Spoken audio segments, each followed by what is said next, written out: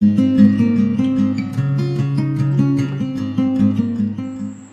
हम इस वीडियो में कक्षा 10 में आने वाले उपसर्गों को समझेंगे कि उपसर्ग क्या होते हैं।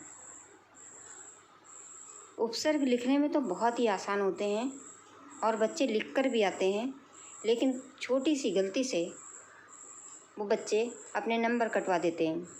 तो बच्चे कहाँ गलती करते हैं और कैसे उनके नंबर कट जाते हैं, ये हम वीडियो के लास्ट में देखेंगे कि बोर्ड परीक्षा में बच्चे कैसे नंबर अपने गंवा देते हैं। तो सबसे पहले हम यही जान लेते हैं कि उपसर्ग क्या होते हैं।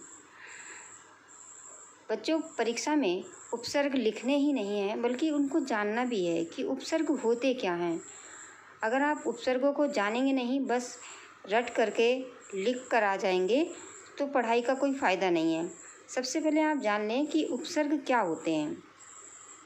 उपसर्ग उस वर्ण या वर्ण समूह को कहते हैं जिसका स्वतंत्र प्रयोग नहीं होता हो और जिसे किसी शब्द से पहले अर्थ संबंधी विशेषता लाने के लिए जोड़ा जाए, अर्थात जिन शब्दांशों का स्वयं अपना कोई अर्थ नहीं होता।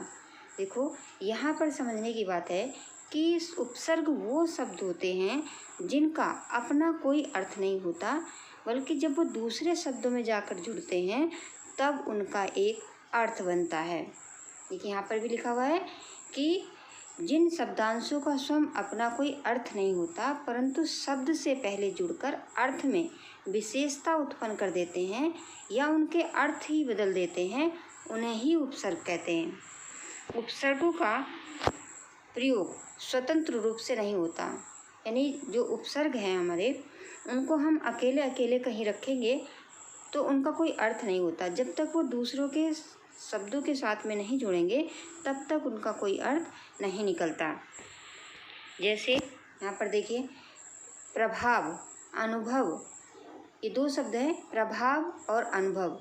इसमें जो प्र है ये उपसर्ग है और अनुभव में भी अनु उपसर्ग है।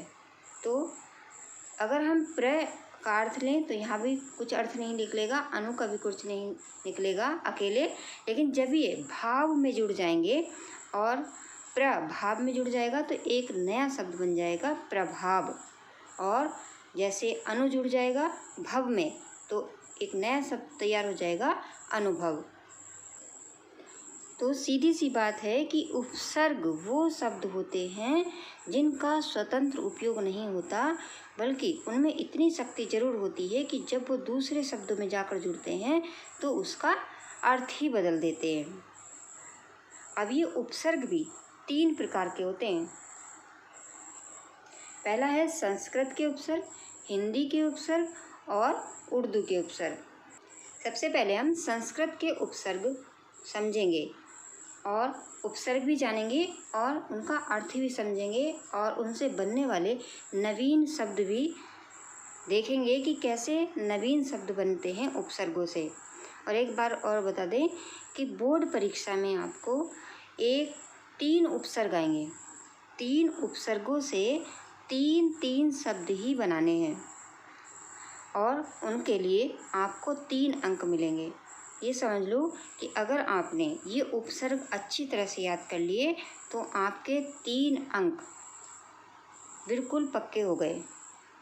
और मगर एक और बात है ध्यान रखने की बच्चों, कि कभी कभी बच्चे क्या करते हैं कि उन्हें बहुत याद होते हैं, क्योंकि बहुत सरल होते हैं। उपसर्ग जो है सबसे सरल होते हैं, तो उन्हें बहुत याद होते हैं। तो वो क्या करते हैं कि जितने भी उन्हें याद होते हैं और जितने भी पूछे जाते हैं सब लिख आते हैं। तो ऐसे टाइम वेस्ट नहीं करना है। जितना प्रश्न पत्र में पूछा जा रहा है आप उतना ही जवाब दीजिए। अगर आप ज़्यादा लिख के आएंगे तो उससे आपका समय ही बर्बाद होगा, ज़्यादा नंबर नहीं मिलेंगे। तो आप पहले प्रश्न पत्र को ध्यान से पढ़ो।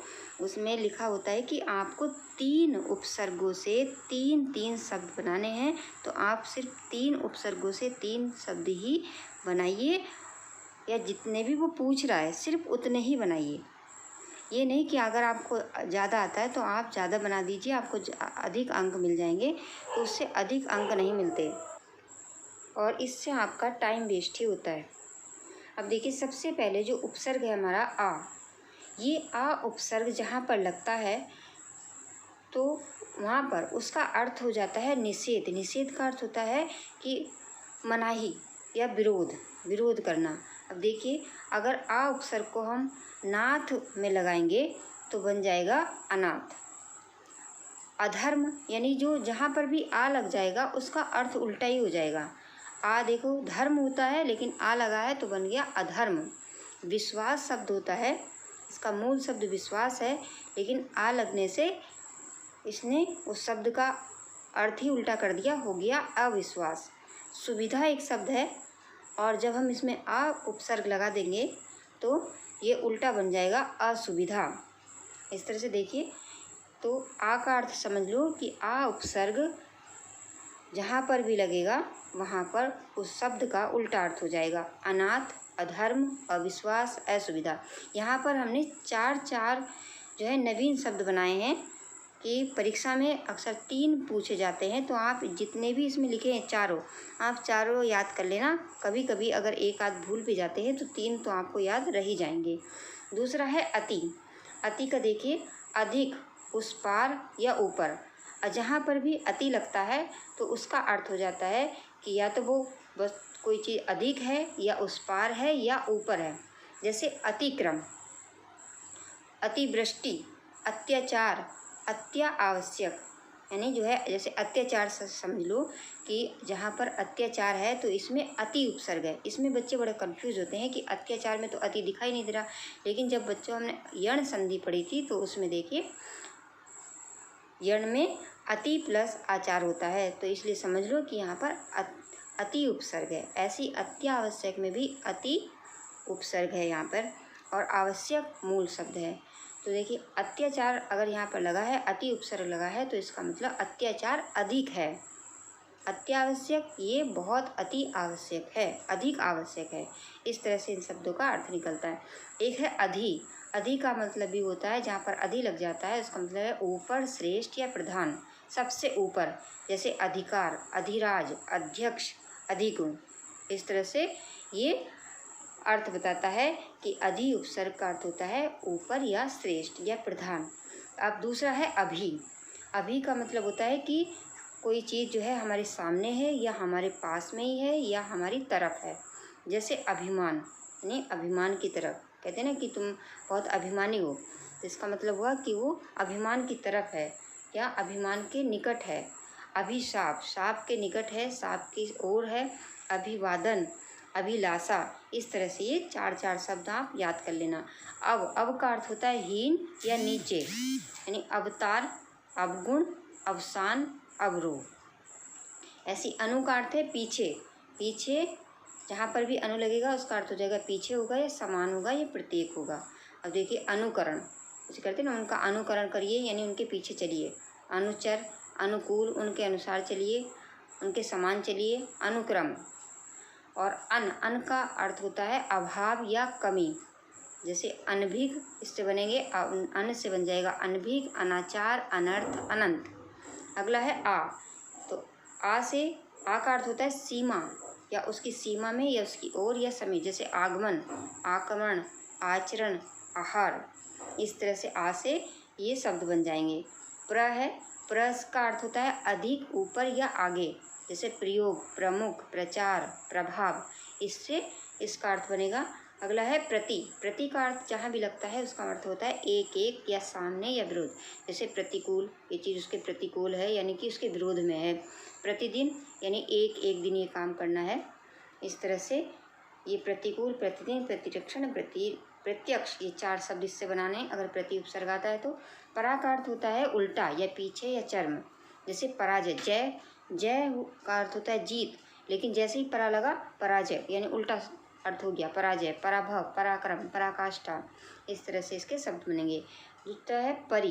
परि का अर्थ होता है आसपास या चारों ओर, और इससे जो शब्द बन रहे हैं जैसे परिजन, परिमाण, परिपूर्ण, परिधान। अगला है अप का अर्थ है हीनता, दूर, बुरा, विरोध, और इससे शब्द बन रहे हैं अपमान, अपवाद, अपराध, अपशब्द। अगला है उप का अर्थ होता है निकट यानी उसके समान। जैसे उपमान, उसके समान। उपदेश, उपहार, उपनाम। ऐसे ही उत और उद दो आते हैं, उत भी आ जाता है, उद भी आता है। तो उद दोनों का अर्थ है ऊपर या ऊंचा। अगर उत आता है तो उसका बनेगा उत्थान, उत्कर्ष, उत्कंठा। और अगर उद आता है, देखिए उद्धम, ये ऐसी चीज़ें हैं याद रखने की। उद्धम में उद है, उड्डयन में उद है, उद्घोष में उद है। और सु का जहाँ भी प्रयोग होता है तो उसका मतलब होता है अच्छा, सहज, अधिक। तो जहाँ पर सु लग जाता है तो उससे शब्द बनता है सुकर्म, सुगम, सुजन, सुलभ। स है, स का अर्थ होता है सहित, जैसे सबल, सरस, सहित, सपूत। सह का अर्थ है साथ, जहाँ पर सह लग जाएगा उसका मतलब साथ हो जाएगा, जैसे सहयोग, सहगान, सहपाठी, सहकारी, यानी साथ में जुड़ने वाले, सहयोगी, सहगान साथ में गाने वाले, सहपाठी साथ में पढ़ने वाले, सहकारी साथ में काम करने वाले। ऐसे निर का अर्थ होता है बाहर या निषेध या रहित, जैसे निराकरण, निराकरण, निराभिमान, निरअपराध। ऐसे ही दूसरा है निर। देखिए दोनों निर में अंतर है। एक निर आधा है, जिसमें हलंत लगा है वो आधा है, तो जो जिसके नीचे हलंत होगा उसका रा ऊपर जाएगा, जैसे निर्भय, निर्जन, निर्मल, निर्दोष। ऐसे दुर में भी जो रा है वो भी आधा है, तो इसका अर्थ होगा बुरा या दुष्ट, जैसे दुर्जन, दुर्गुण, दुर्लभ, दुर्गम। दूसरा है दुह। दुह का अर्थ होता है जहाँ भी दुह लगा होता है उसका अर्थ है बुरा, जैसे दुशासन, दुर्दशा, दुर्भाग्य। ऐसे वी से बनता है विशेष, अभाव, कहीं पर विशेष भी हो जाता है और उस चीज़ की कमी भी आ जाती है, जैसे विकार, विकास, विज्ञान, विजय। सम का अर्थ होता है अच्छा, पूर्ण या साथ, जैसे सम से बनेगा संकल्प, संगम, संस्कार, संबंध, संचय, संयोग। अब इसमें बहुत ही ध्यान रखने की जरूरत है कि अगर संकल्प आएगा अंक की बिंदी वाला तो इसका उपसर्ग सम होगा।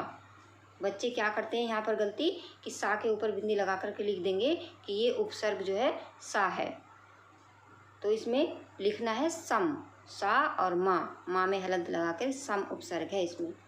अब बच्चों को ये समस्या आएगी कि इतने सारे हम याद करें कैसे। तो बच्चों क्या करना है कि जो आ वाले उपसर्ग हैं वो उसको आप एक बार याद कर लीजिए। जो आ उपसर्ग हैं, आ से जो आते हैं, दूसरे जो प्र से आते हैं, यहाँ पर हमने प्र वाले एक साथ रखे हैं, तो आप प्र से अपनी जो है तैयारी कर लीजिए कि ये जो है आ वाले हैं और इतने ये प्र वाले हैं और इतने सह वाले हैं। सह से जो बन रहे हैं, कुछ निर से बने हैं, कुछ ध्रुव से बने हैं। इस तरह से 3-4 भागों में बांट लीजिए। आ वाले, प्र वाले, सु वाले, निर वाले, धु वाले और सम वाले। इस तरह से आपको अच्छी तरह से याद हो जाएंगे कि इतने उपसर्ग होते हैं। संस्कृत में 22 उपसर्ग होते हैं, लेकिन इसमें हमने कुछ हिंदी के भी रख दिए हैं तो ये कुछ ज़्यादा हो गए हैं। तो वैसे संस्कृत में 22 ही उपसर्ग होते हैं। अब उपसर्गों का और अच्छी तरह से जानने के लिए हम हिंदी के जब उपसर्ग जानेंगे तो समझेंगे कि उपसर्ग कैसे अर्थ जो है बदलते हैं शब्दों का। अब देखिए हिंदी के भी कुछ उपसर्ग हैं, जैसे अध। अध का अर्थ होता है आधा, जहाँ भी अध लग जाएगा वो उसका अर्थ ही हो जाएगा आधा। जैसे हम कहते हैं ना अध पका, तो यानी कि कोई चीज़ जो है आधी पकी हुई है। अधमरा, आधा मरा हुआ है। अध खिला, आधा खिला हुआ है। अध जला, आधी जली हुई है। यहाँ पर हिंदी से आपको अच्छी तरह से ये समझ में आ जाएंगे कि उपसर्ग क्या करते हैं, उपसर्ग कैसे शब्दों का अर्थ बदलते हैं। जैसे कम, कम उपसर्ग है हिंदी का, और ये थोड़ा, और इसका अर्थ हो जाता है थोड़ा, या न्यून, न्यून का अर्थ होता है कम ही होता है, न्यून का मतलब भी। तो जैसे कमज़ोर, यानी जोर कम है, कैसे कहते हैं ना ये व्यक्ति कमज़ोर है, तो इसका अर्थ हो जाएगा कि ये इसमें जोर, ताकत कम है। कम अकल, यानी इसमें अकल जो है कम है, कम वक्त इसके पास, कम टाइम है। तो इस तरह से, या जो थोड़ा वक्त है, यहाँ पे लिखा जाएगा इसके पास थोड़ा वक्त है। कु का अर्थ है बुरा, जहाँ भी कु लग जाएगा उसका मतलब हो जाएगा बुरा या हीन। जैसे कुख्यात, कुख्यात का मतलब है बुरा, बुरी तरह से प्रसिद्ध जो व्यक्ति होता है तो उसे कहते हैं कुख्यात है ये। कुमाता, बुरी माता। कुपुत्र, बुरा पुत्र। कुमार्ग, बुरा रास्ता। कुमति, बुरी बुद्धि। नी से बनता है अभाव, निषेध, जहाँ भी नी लग जाएगा समझ लो उसमें वो चीज़ की कमी है। निकम्मा, निडर, जैसे निडर हुआ, इसमें डर नहीं है। निहत्ता, इसके पास हथियार नहीं है। निकम्मा है, इसके पास कोई काम नहीं है। बिन, बिन का अर्थ होता है भी, ये भी अभाव और निषेध होता है। जैसे बिन देखा, यानी बिन का जहाँ भी लगेगा उसमें भी वो चीज़ जो है कि इसका मतलब है कि वो उसका अभाव है उसमें। बिन देखा यानी देखा नहीं है। बिन ब्याह, इसका विवाह नहीं हुआ है। बिन समझे, इसने इसको समझा नहीं है। मतलब इसका जो मतलब होगा बिन जहाँ पे लगेगा उसका नहीं आ जाएगा अर्थ, कि देखा नहीं है, बिहाया नहीं है ये, और इसने समझा नहीं है। ऐसे ही दूसरा है भर। भर जहाँ पे लगा होता है वो पूर्ण है, भरा है, भरा हुआ। जैसे भरपेट कहते हैं ना, भरपेट खा लिया, यानी पेट भर के खा लिया, या पूर्ण जो है पूरा पेट भर लिया। भरपूर, पूरा जो है भर लिया। भरपूर 2 बार लिख गया यहाँ पर, भरपूर भरपूर। भरमार, जैसे ये वो चीज़ जो है बहुत अधिक है, पूरी तरह से बहुत अधिक मात्रा में है, तो वहाँ पर भर लग जाता है। स्वह का मतलब होता है जैसे अपना, कोई निजी की चीज़ होती है तो उसे स्वह कहते हैं। जैसे स्वदेश कि अपना देश है, स्वनाम अपना नाम है, स्वजन अपने लोग हैं, स्वेच्छा अपनी इच्छा है, स्वतंत्र है अपना तंत्र है। इस तरह से जहाँ पे स्व लग जाएगा उसका मतलब हो जाएगा अपना। अय का अर्थ यहाँ पर, यहाँ भी देखिए हिंदी में भी होता है और वैसे तो हिंदी में ही होता है। अभाव, अभाव। आ जो है उपसर्ग अगर संस्कृत में लगेगा तो उसमें तत्सम वाले शब्द लगते हैं, और जो आ हिंदी में लगता है तो उसमें तद्भव वाले शब्द लगते हैं। इतना ध्यान देने की जरूरत है। और देखिए यहाँ पर बन रहा है अमोल, अचेत, अजान, अथाह, अगाध, इस तरह से ये बन रहा है। अन का अर्थ होता है निषेध, जैसे अनजान, अनमोल, अनबन, अनपढ़। अब यहाँ पे उर्दू के शब्दों से भी आपको समझ में आ जाएगा बच्चों कि किस तरह से उर्दू के जब ये उपसर्ग लगे होते हैं तो कैसे हम जो है उर्दू के उपसर्ग भी कैसे नए शब्द बनाते हैं। जैसे खुश, खुश जो है एक उपसर्ग है और उसका अर्थ होता है अच्छा। जहाँ पर खुश लगेगा उसका अर्थ बनेगा अच्छा। जैसे एक बू होती है, बू एक शब्द है इसमें, और बू का अर्थ होता है गंध। जहाँ पर ये खुश लग जाएगा उसके साथ में तो बन जाएगा खुशबू। क्या हुआ? अच्छी खुशबू। खुश किस्मत, किस्मत एक शब्द है और अगर उसके आगे खुश उपसर्ग लग जाएगा तो बन जाएगा खुश किस्मत। मिजाज, मिजाज शब्द है लेकिन उसमें आगे खुश लगा है तो खुश मिजाज। ऐसे ही हाल, उसके आगे खुश लगा है यानी खुशहाल। अच्छे, अच्छे हाल हैं, अच्छे मिजाज हैं, अच्छी किस्मत है, अच्छी खुशबू है। ऐसे ही गैर, गैर का मतलब होता है विरुद्ध या उसके अंदर कोई कमी। जैसे गैर हाजिर यानी वो हाजिर नहीं है। गैर कानूनी, कानूनी नहीं है। गैर सरकारी, सरकारी नहीं है, इसमें नहीं लग जाता है। गैर मुल्क यानी मुल्क नहीं है। गैर जिम्मेदार, इसमें जिम्मेदारी नहीं है। ऐसे ही ना का अर्थ होता है अभाव या कमी। जैसे ना समझ यानी इसमें समझ नहीं है। नालायक, ये लायक नहीं है। नादान है ये। ना पसंद यानी ये पसंद नहीं है। ऐसे ही बे, बे का अर्थ जहाँ भी लगता है उसका अर्थ होता है रहित या उसमें भी अभाव है या नहीं। जैसे बेगुनाह, बे का अर्थ हुआ यानी कि वो उसने गुनाह नहीं, वो बेगुनाह है, उसने गुनाह नहीं किया है। बेपनाह, इसके पास पनाह नहीं है। बेकसूर, इसने ये जो है बेकसूर है, इसने कसूर नहीं किया है। बेशर्म है, यहाँ पर रा छूट गया है, बेशर्म, तो यहाँ पर जो है रा लगेगा। बेशर्म यानी इसमें शर्म नहीं है। बेकार, इसके पास काम नहीं है। बेदर्द, इसमें दर्द नहीं है। बेईमान, इसमें ईमान नहीं है। बेरहम, इसमें रहम नहीं है। इस तरह से ये बे लग जाता है तो नहीं का अर्थ आता है। बद का अर्थ होता है बुरा। जैसे बदनाम यानी कि इसका नाम जो है बुरा है। बदकिस्मत, किस्मत बुरी है। बदबू यानी जो गंध है वो बुरी है। बदतर, इसके जो हालात हैं वो बदतर है, बुरे हैं। ला जहाँ पर लगता है उसका अर्थ भी होता है रहित या निषेध। जैसे लावारिस, यहाँ इसका कोई वारिस नहीं है। लापरवाह, इस कोई परवाह नहीं है। लाजवाब, इसका कोई जवाब नहीं है। और लाचार, ये इसके पास जो है ये लाचार है। और लाइलाज, इसका कोई इलाज नहीं है। ऐसी सर का अर्थ होता है श्रेष्ठ। जहाँ पर सर लगता है उसका मतलब होता है श्रेष्ठ, सबसे बड़ा। जैसे सरपंच, सरताज, सरदार, सरगना, इसमें जहाँ पर भी सर लगेगा उसका मतलब होगा ये सबसे बड़ा है। हम का अर्थ होता है समान, बराबर। जैसे हम उम्र, हम कहते हैं उसमें बोलेंगे हम उम्र यानी ये हमारी उम्र के बराबर है। हमदर्द या हमारे दर्द के समान है, इसका दर्द भी हमारे जैसा ही है, समान है। हम पेशा यानी एक जैसा काम है। हम राज, दोनों का एक राज है। और हम सफ़र, दोनों का जो सफ़र है, रास्ता है, वो एक है। ऐसे हर होता है एक, हर, हर का भी अर्थ होता है प्रत्येक, तो इसका जहाँ भी लगेगा जैसे हर हाल, प्रत्येक हाल में, हर एक, हर काम, हर कोई। ऐसे ही बा, जब बा लगता है तो उसका अर्थ होता है साथ। जैसे कहा जाता है बाकायदा यानी कायदे के साथ में काम करो। या बा तमीज यानी तमीज़ के साथ में। बा अदब या अदब के साथ में। अब बच्चों आपने जान लिए कि उपसर्ग किसे कहते हैं। उपसर्ग वो शब्द होते हैं जो शब्दों के सामने लगते हैं और जो है शब्दों का अर्थ बदलते हैं। और अब ये प्रश्न आता है कि बच्चे बोर्ड परीक्षा में नंबर कैसे कटवा देते हैं, जो इतने सारे उपसर्ग याद करके जाते हैं लेकिन थोड़ी सी गलती से बोर्ड परीक्षा में उनके नंबर कट जाते हैं।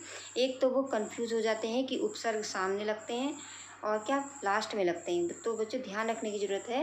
अभी हम अगली वीडियो में प्रत्यय भी पढ़ेंगे।